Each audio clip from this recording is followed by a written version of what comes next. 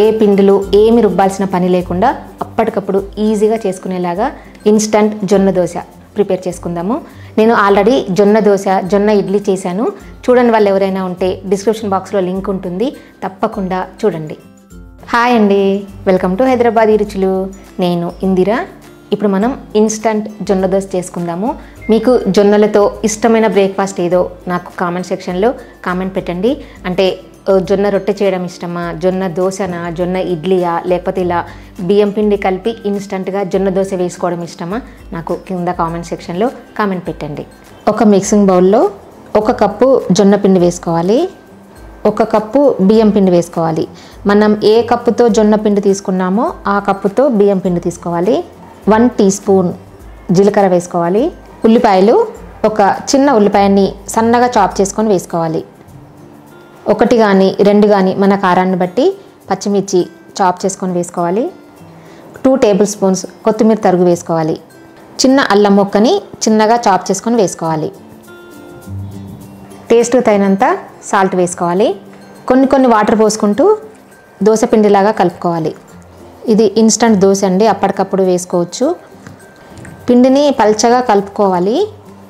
మనం ఎంత పల్చగా కలుపుకుంటే దోశ అంత క్రిస్పీగా వస్తుంది, అంత సన్నగా వస్తుంది.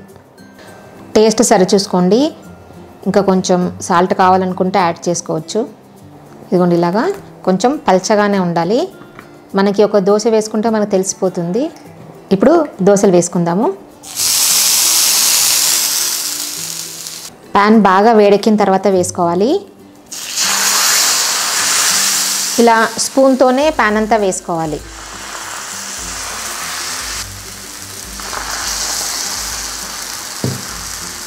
స్టవ్ని హై ఫ్లేమ్లో పెట్టుకొని కాల్చుకోవాలి. పైనుండి కొంచెం ఆయిల్ వేసుకుందాము. ఇది ఆప్షనల్, ఆయిల్ నచ్చితేనే వేసుకోండి, లేదంటే స్కిప్ చేసుకోవచ్చు.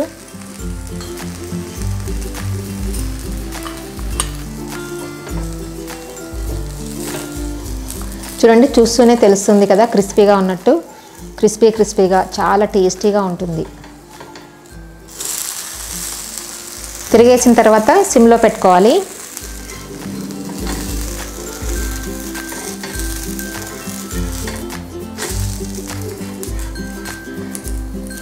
ఒక నిమిషం తర్వాత తీసేసుకోవాలి.